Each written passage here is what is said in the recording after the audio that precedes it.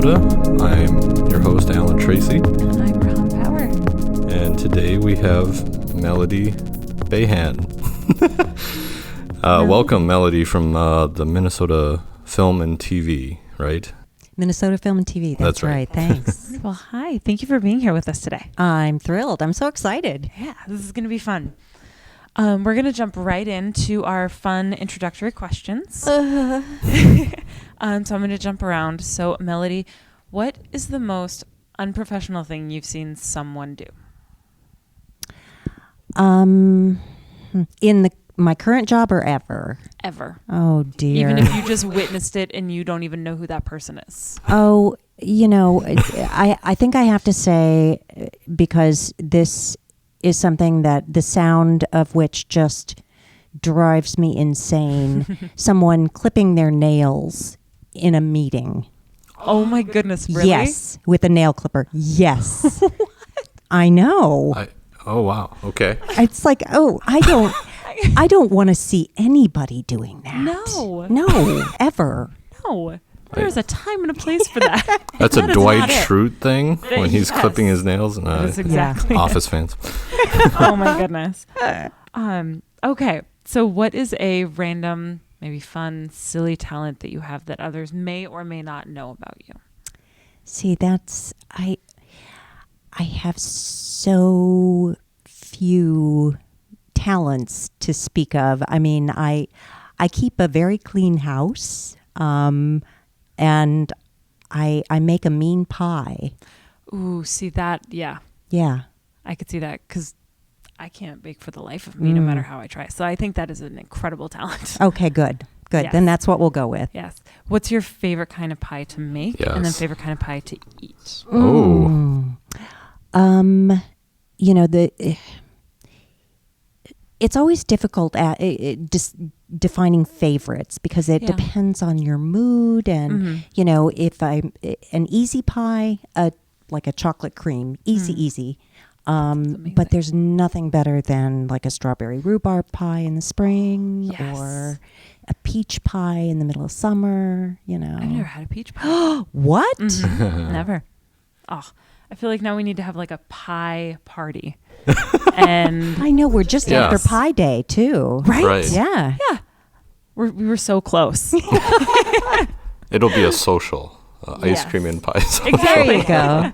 Get all of our listeners there, all of our guests. It'll be fun. I love it. Yeah. All right. And then what is the best way that you think the 1% could spend their money? Oh my goodness.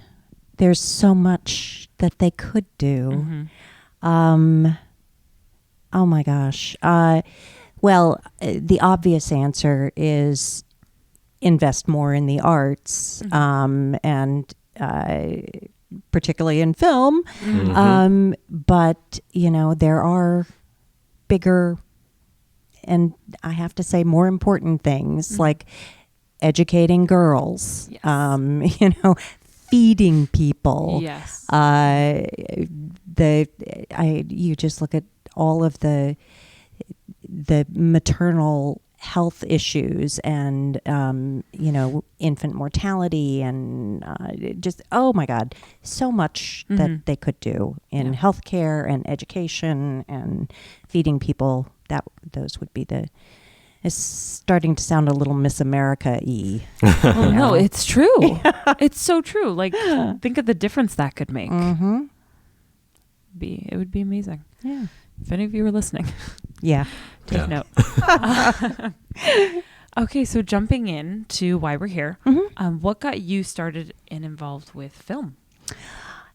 I think it's going back to childhood, more of a passion for storytelling in all of its various forms. I grew up in a small town, and other than some camping trips, my family didn't really travel. So movies, television, books, that was my way to explore the world, and kind of get to know what life was like outside my little town. And so that developed into a love of theater, which kind of got me to New York. And it's always, my career path has just kind of gone on this theater arts trajectory, along with some journalism and politics. And so film has always been a part of it, although not professionally. But a number of years ago, I was looking at, I was at the Guthrie Theater, where I was for 10 years, and I was thinking about different jobs that I might want to do in this town. It was getting time for me to move on. And the one job that I thought I would like was the one that I have now, but there was somebody in it. So, so I wanted to do something around film. So, what I did to kind of feed that passion was I joined the board of the Minneapolis St. Paul Film Society, which does the International Film Festival every spring and runs year-round at St. Anthony, Maine. And so that kind of got me more involved in the presentation side of it. That's wonderful. Yeah. What about, just touching briefly on what you said, like, what did you do in New York? What took you to New York at that time, and what brought you back, maybe? Yeah, what brought you to Minnesota from New York? Yes. Well, I wanted to live in New York as long as I could remember, you know, and my parents wouldn't allow it. I didn't want to go to college. I wanted to just move to New York, and my parents wisely said, that's not happening when you're 18. So when I turned 21, I moved to New York, ostensibly to work in theater, but I was a theater major the first time in college, and got to New York and realized that I was just a terrible actor. Terrible. And I hated it, and I was just too self-conscious. And so I went to work for a manager, handle writers and composers mostly. But then I was also in sort of this parallel political activism track. I'd gotten involved back in my hometown in Illinois in feminist politics. And so I kind of followed that and ended up working for the National Organization for Women in New York, and then for some elected officials and on some campaigns, and then moved here.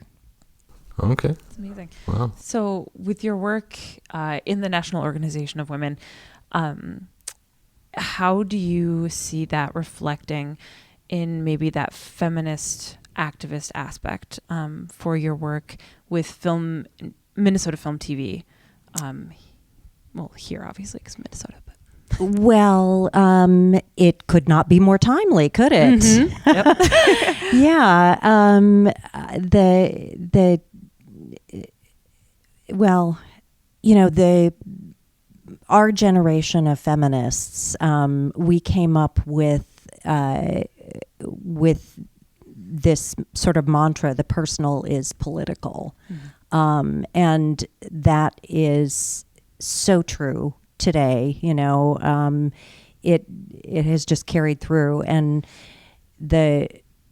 what has happened to individual men and women with the Me Too and the Time's Up, you know, it's really all of these stories, these individual personal stories that have come out over the last couple of years have really galvanized this political movement of just, you know, we're done, you know.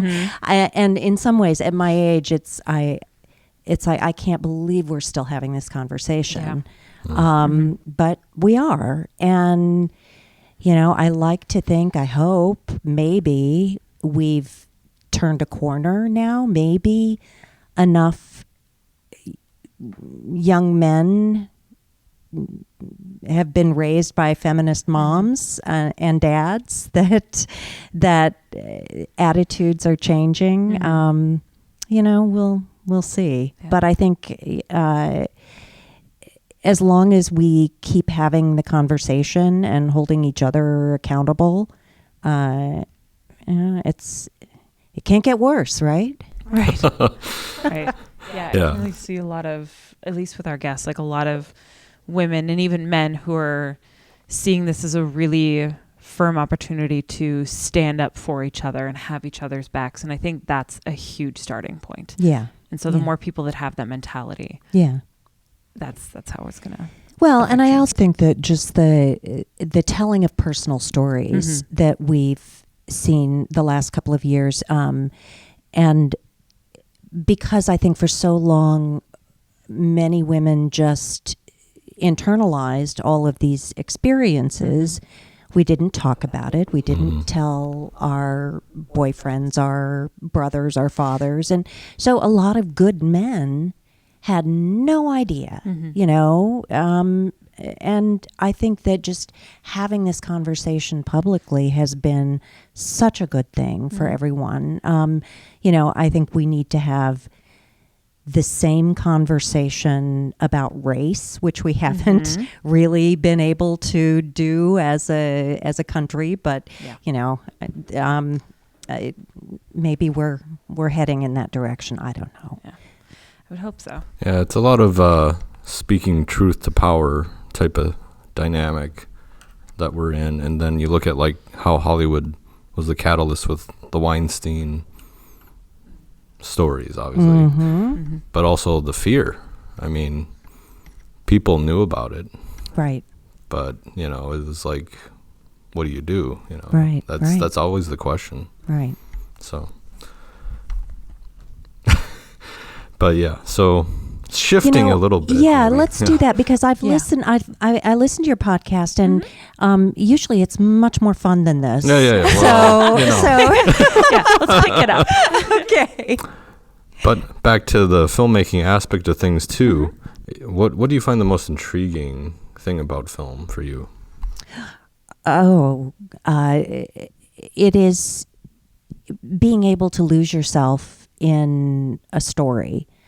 So I have so much I have admiration for all different types of creative people, but writers particularly, screenwriters. It's just like, oh my God, that is a talent to be able to tell a story that way. Although certainly film, like theater, is a completely collaborative art form. It's still, writers just don't get enough respect. So absolutely, let's hear it for the writers. Yes. Yeah, Alan. Yeah, well, I try. I'm not. I like Peter's work. He was on here, so. Yes. Yeah. Who are some of your favorite actors? And we're going to ask the same. We're going to play the favorites game for a few minutes here. So we'll start with actors. Okay. Male and female. Not the favorites, a favorite or. Just like a couple. Yeah. Today's favorite. Yeah, that's right. Exactly. Today's favorites. Yeah. What's going to happen now? Is that my middle-aged brain is going to just do that. Oh, that woman that was in that film that was like the, so I was actually thinking about this. Glenn Close, I have to say, because I saw The Wife not too long ago. Is it good? She is amazing. She is so good. And she's great in everything. Annette Bening, I love. Tilda Swinton is pretty great.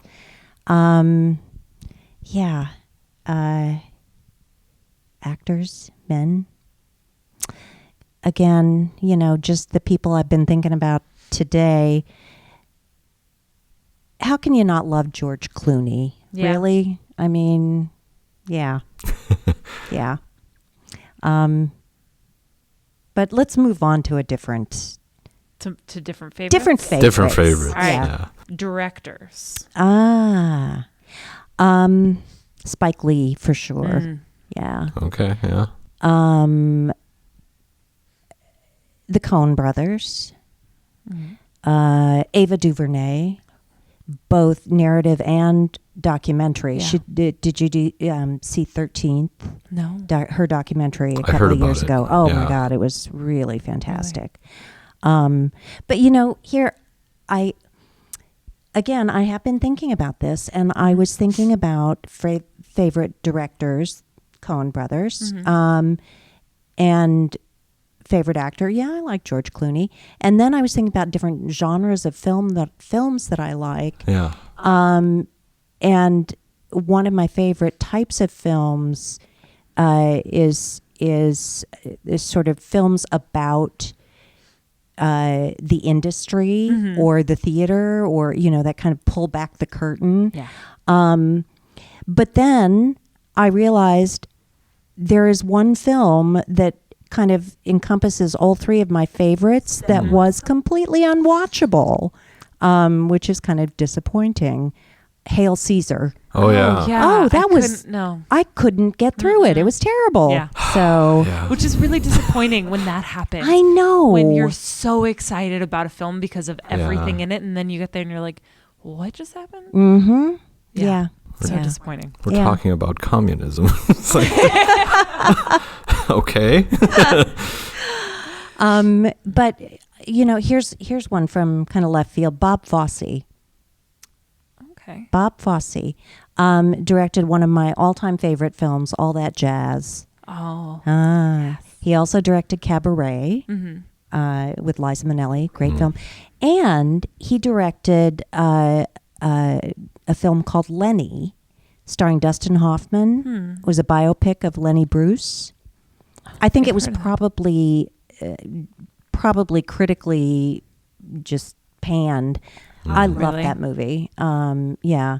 And it's kind of a companion to All That Jazz, which is a very biographical piece that about Fosse. And the director, played by Roy Scheider in All That Jazz, is doing a film about a stand-up comic. It's all very meta, Okay. Yeah. I'll have to check that out. That Yeah, sounds do. interesting. Too. Yeah. And kind of segueing into that, some of your favorite films. So yeah, as I said, I do like any of those kinds of films about the industry, the kind of behind the scenes thing. I also love anything with Queen Elizabeth I in it. Give me a big old costume drama. Yeah. Yeah. Don't like the horror films. Can't do that. Really? None? No. Can't. Have you seen any ever that made you put off from it? Like, was that the one or something? No. I don't like being scared. I'm scared of so many things in real life. I don't need to put myself through that. Right. Although I don't consider Get Out like horror film. Right. It's more psychological. Yeah, thriller type for sure. Yeah. So along those lines, because I'm the same way, I cannot do horror film. Like whether it's something that's clearly not real, but still like scary, or just creepy, or bloody. It doesn't matter. I can't do it. But there are a couple films that I'm not going to mention that I can watch that are interesting enough or have like the right actors, and it's small enough that it gets me. Are there any films like that for you where it's close to horror, like they're creeping up on it, but it's like the story itself is actually developed well enough that you're like, okay, this is, and I'm thinking of a couple of films that have come out over the last couple of years, particularly. Nothing's coming to mind. There are films that have scared the shit out of me, but would not be considered horror films. Going back to Tilda Swinton, we need to talk about Kevin. Oh yeah, That was scary, but that you wouldn't call that a horror film, right? Like I said, there's too much in real life to scare me. Yeah. Yes. So yeah, absolutely. Okay. Yeah, that film was creepy. Plus, you kind of get a split version. If you ask anyone, either they liked it or they didn't at all. So it's like one or the other with that film. But that film, like much like The Wife, when you find a great story like that, both of those were adaptations from novels, and both of those sent me to the library. I binged everything Lionel Shriver ever wrote after seeing We Need to Talk About Kevin. And now that I've just seen The Wife, I'm reading everything Meg Wolitzer wrote, so it's just that, oh my God, this is a great storyteller. Right. So that's wonderful. Yeah. And I'm crazy about Lynn Ramsey, so. So You Were Never Really Here was also a favorite. Mm-hmm. Another compelling story, speaking of. Also, I guess now, like, what is your role with Minnesota Film and TV? Like, what do you do? What do I do? So I am the executive director of Minnesota Film and TV, and our organization is Minnesota's film office. It is akin to the Film Commission that many states have. What sets us apart is that unlike every other state but one in the country, our film office is a separate nonprofit organization. Most film commissions are a branch of the state government. Yes. Yeah. Okay. So, they're either part of their economic development department or their tourism department, but they are a government agency. So a lot of them do permitting or, things like that. We are, as I said, a nonprofit organization. One of the things that we do is administer the state's incentive program, which is a government program that in every other state would be run by a government agency, but in our case, it's run through our office. So we administer that. We advocate for that. So I spend a lot of time in the legislature and trying to work toward getting some funding for this program and changing or adding to the program.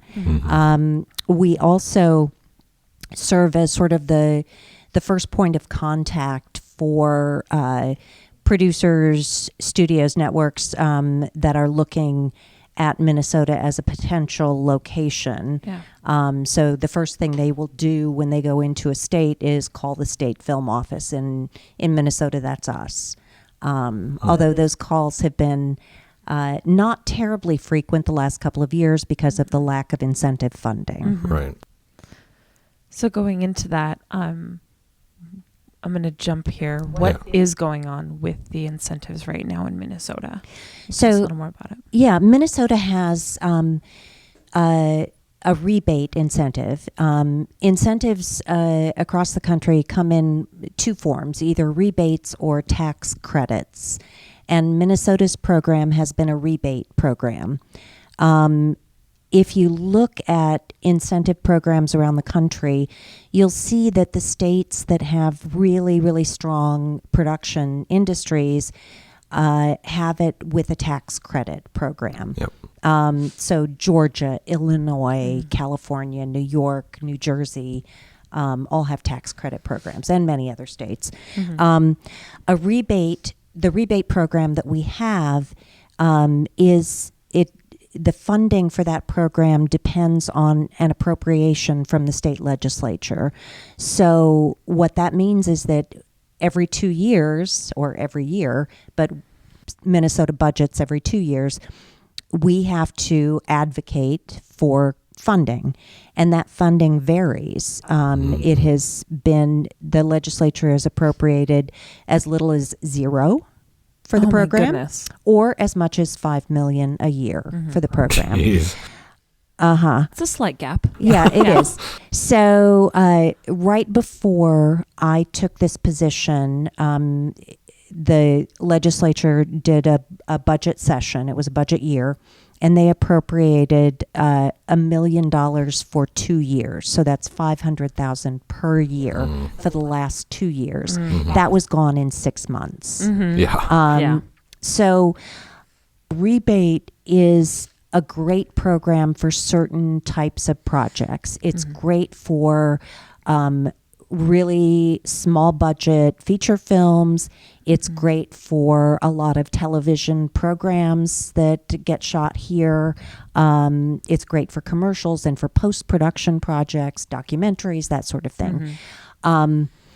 What it is not good for is the larger budget, the $10 to $40 million feature film or a television series.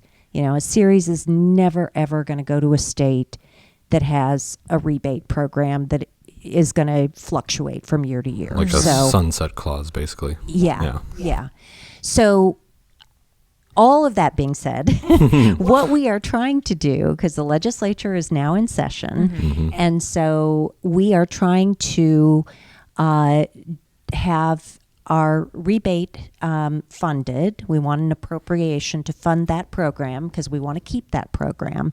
But we are also asking the legislature to pass a tax credit incentive that will allow us to be competitive with other states and try and bring some of those films that we've lost, some of those projects that we've lost, some of those projects that are looking at Minnesota that we will potentially lose if we don't have a tax credit. And we can talk about some of those specific projects too, if you want. Yeah, absolutely. Yeah, absolutely. Yeah, I think that'd be fascinating. Well,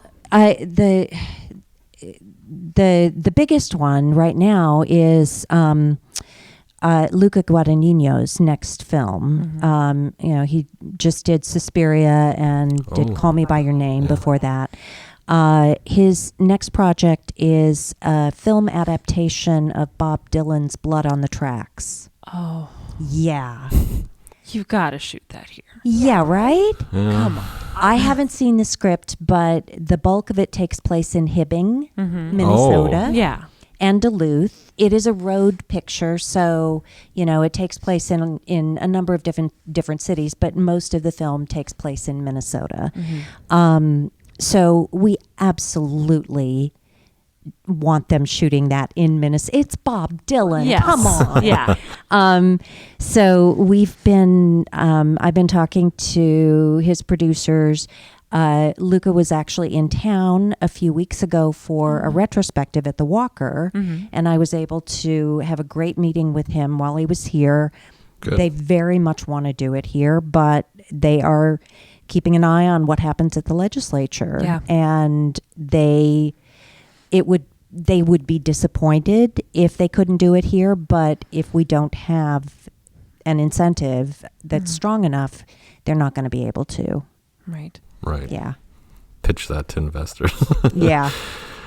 So that's interesting because I know that I've seen so many shows and films that are based in Minnesota. Unless you're the Coens or unless you're Diablo Cody, it's just kind of like one of those things where I'm not sure that's going to be shot here. So Yeah.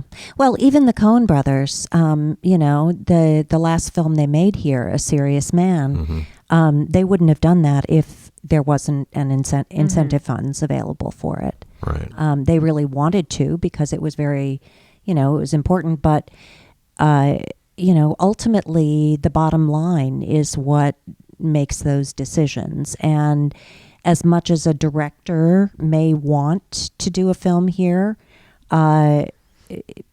it's got to be an incredibly powerful director to make the studio walk away from, an incentive like that. Last year, Tom McCarthy, who lived here in the Twin Cities when he was in his 20s, and he did the Boston newspaper. See, I'm doing that middle-aged woman. Yes. Catholic With church. Spotlight. Michael Keaton. Yes, Spotlight. Yeah. Yes. So he directed Spotlight. So, he's kind of a big deal. Yeah. He directed or was slated to direct a Disney film last year. Fun. Yeah. It is Disney's sort of premiere film that they're using to launch their streaming service that's going to be competing with Netflix. Right. So it's a film called Timmy Failure, and it is a middle school kid. So it's a family-friendly film based on a book series, so potentially a franchise. They wanted to come to Minnesota. They wanted to shoot it. Tom wanted to shoot it in Minnesota. And Disney wanted to make him happy. And Tom came out. His producer came out. A VP from Disney came out and spent 3 days at the legislature with me. And we just could not make it happen. We could, $40 million. So For one. And that's just one. That's one film, $40 million. How many And hotel rooms, restaurants, and everything else can benefit? Exactly. So they shot that this past summer in Portland and Vancouver. I know. And plus, if you're talking also about like series, look at like Stranger Things. It's like that could have been here. Absolutely. 100%, yeah. Absolutely. Yeah. Well, Fargo. Hello. Yeah. So how does that work? Because it's clearly an excellent move for the economy here in Minnesota. It would be huge even just for the state to say, hey, these huge things are happening here, bring attention to us for tourism, all these different things. How do they come back to you and say, no, that's not worth it? Like, how do they what's the rationale? Like, there we go. What's the rationale for them? Well, it is what I'm hearing a lot right now is, well, we have a lot of other priorities. You know, it's just we have a lot of there's a lot of things that we've got. We've got infrastructure, we've got education, we've got, you know, and not that those are not important priorities, but the point that we're trying to make is that any investment that the state makes in incentives, the state will earn back 4 or 5-fold with the money that is spent by, I mean, you look at what Georgia has done. Georgia passed their tax credit law a little over 10 years ago. They now have a $9.5 billion with a B billion-dollar industry in that state. And you can just there's a great study that their Department of Economic Development did, includes lots of charts and, you know, visual aids, so you can just track the growth. And the state made the initial investment, and then all of the private investment that came on top of that, the infrastructure, the companies that opened branch offices in Georgia or moved their businesses altogether to Georgia. Lord knows we've lost crew members to Georgia who haven't had enough work and they've had to leave the state. So we want those people to come home. Right. Yeah. Oh my goodness. So clearly that this not only has an effect on the film community, the actors, the directors, the writers, just everyone, but on everyone. Absolutely. Non-film community, people that wouldn't necessarily think about this or even give the whole idea of an incentive another thought. Like, this can vastly impact them. Absolutely. You know, the local hardware store in the small town where there was, I think this was well before my time, but when North Country was shooting up in maybe Eveleth, there was a restaurant that I know made their entire annual revenue just on that shoot. Wow. You know, it is a huge influx of cash. You know, there is an apocryphal story that I have heard now from 3 different people in Los Angeles, all of whom insist that they were the ones who did it. But as probably most people who listen to this podcast know, when you're on a film, actor, crew member, you get a per diem. You know, you get a handful of cash that you're to use for your daily living expenses. And so this story goes that there was a shoot in a small town somewhere outside of California, outside of Hollywood. And there was a little pushback from townspeople who didn't think that they would, that this would really be doing anything for them. Mm-hmm. So the location location manager or whoever was doing the per diem handed out the per diems in $2 bills. And what?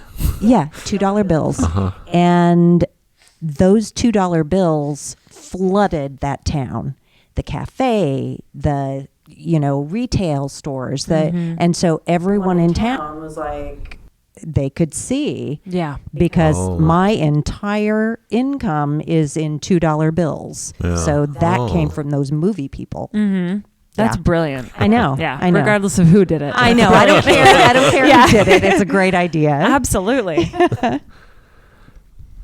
Well, going back a little bit to film and Minnesota Film and TV, just in general, like what can you guys do for a filmmaker, an actor, or a company that wants to do their work here?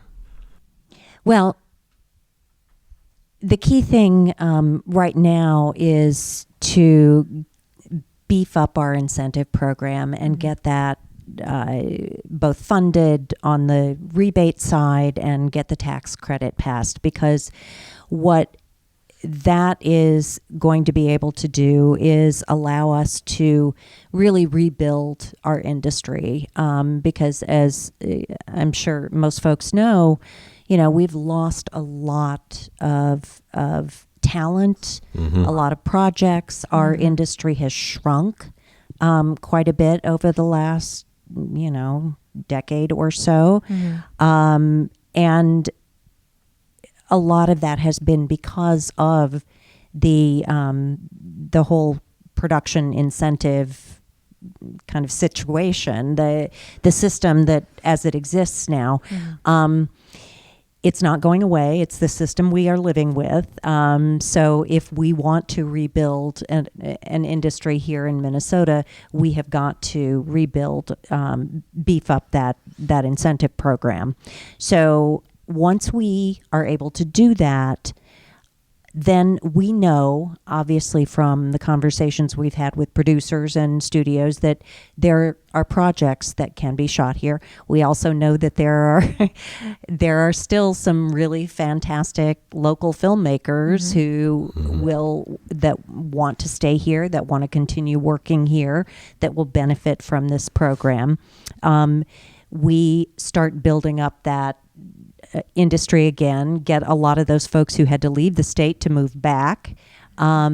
We are planning to, once we have the incentive program in place, we're working on developing a workforce training program for production assistants that will provide entree for and underemployed Minnesotans to get their foot in the door in an industry where, if we are strong and vital and vibrant, they can, without benefit of a college education, work their way up into a really good paying middle class job. So, all of these, a strong industry with strong investment from the state and from outside projects is going to benefit everyone within the industry locally.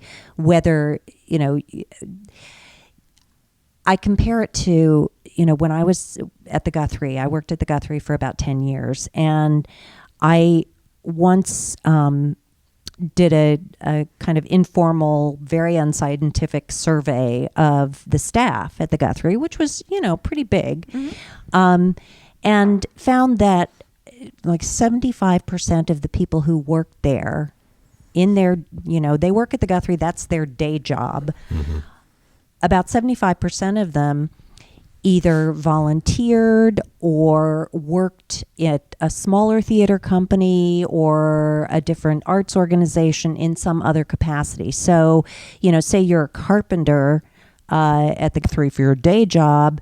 Well, you're a designer at a smaller company, so you can, if we have some major films, we have a television series, people who are coming up in the industry can work on a set, be around, learn from other professionals, take what they learn and do their own creative projects alongside that. So there's a lot we can do. That would just be amazing. I know, wouldn't it? Oh my And the goodness. sustainability of a television or series in general, they want a minimum of 2 years. It could go up to like 8, usually for seasons of television. Exactly. Just look at Chicago or Illinois in general. So I know.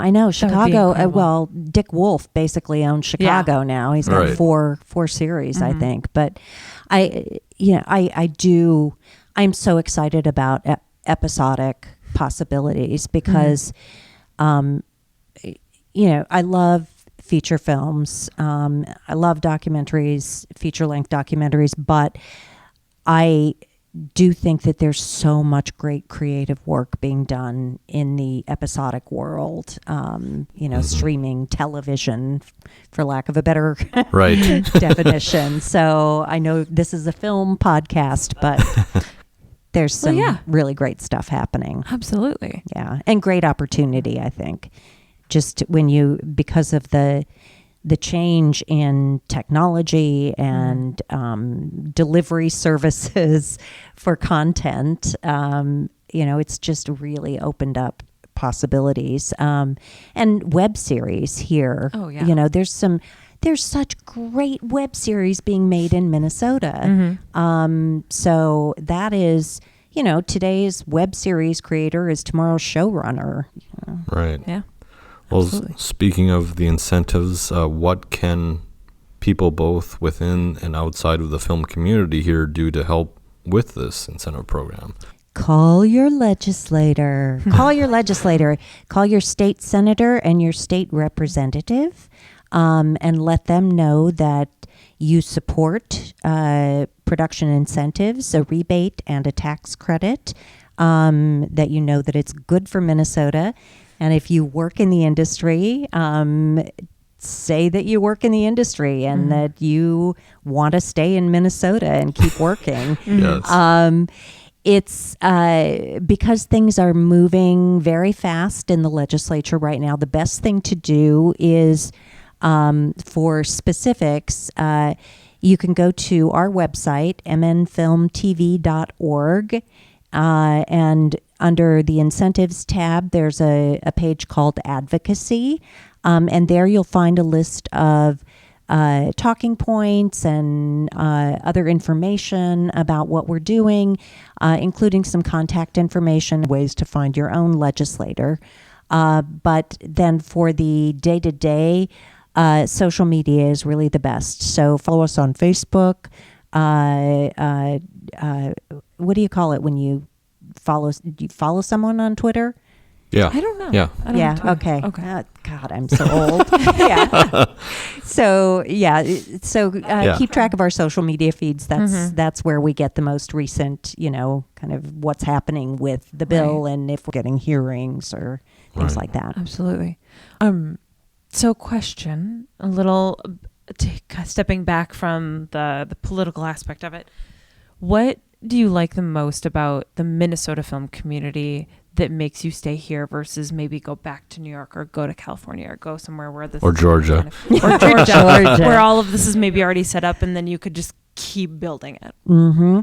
Oh gosh, there's a few things. I mean, first of all, I love Minnesota in a way that only transplants can love Minnesota, and what I mean by that is that I am not at all shy about bragging about Minnesota to people, and that's part of my job. When I go out to Los Angeles or to New York and I talk to studio executives or producers, I am just like the biggest booster for the state of Minnesota and for the talent that is here and the crew and the possibilities that exist in Minnesota.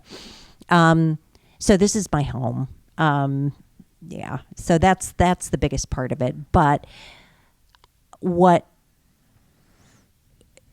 the actual production community that exists here, this goes beyond film. I mean, this is also, again, with my theater connections, the artists that live here and work here,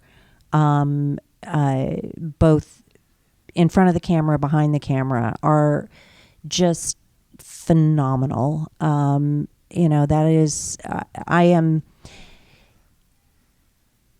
in awe of people with talent, and I have always, whether it's theater or now film and television, I've always worked in positions where I've been lucky enough to support and promote those people who are more talented than I am.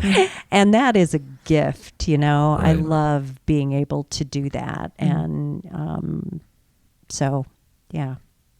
Going off of that, do you like to get to know people in the film community?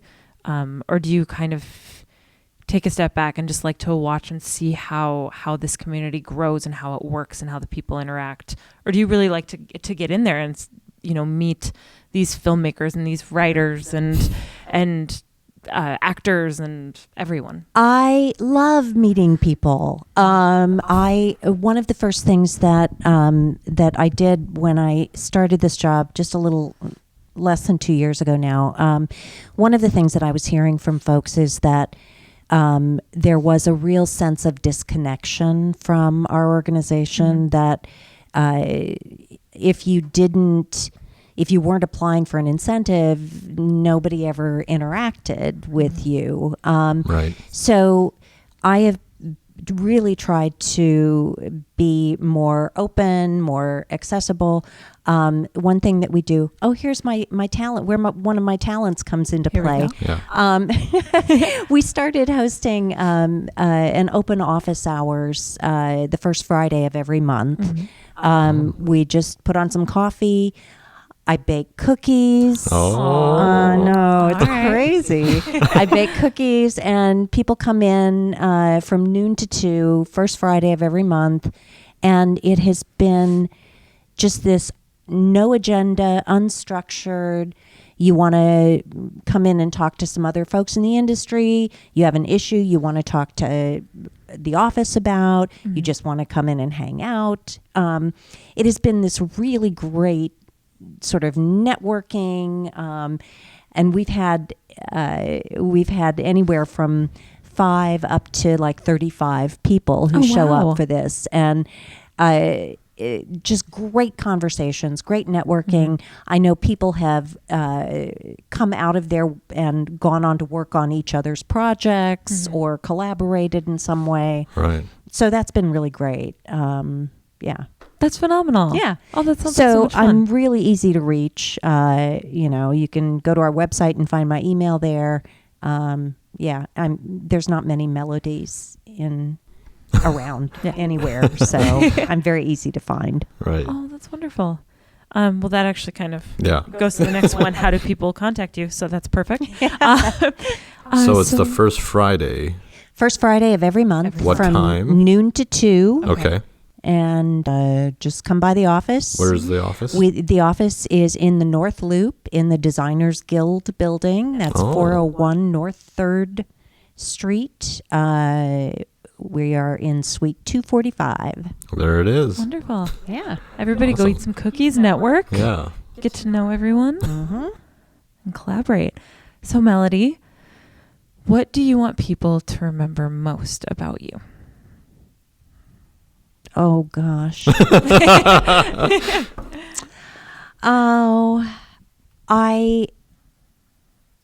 I really am.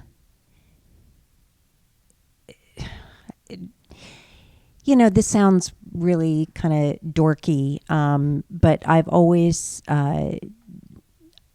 worked for organizations, mostly nonprofit organizations, my whole professional life. And the phrase mission driven is really kind of key to what I do and who I am.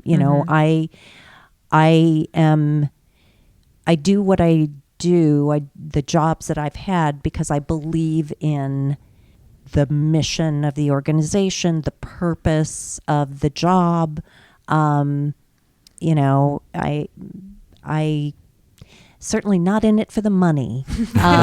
So I don't know if I'm trying to say, this is a terrible phrase, I'm really well-meaning, but I feel like I'm trying to make a difference.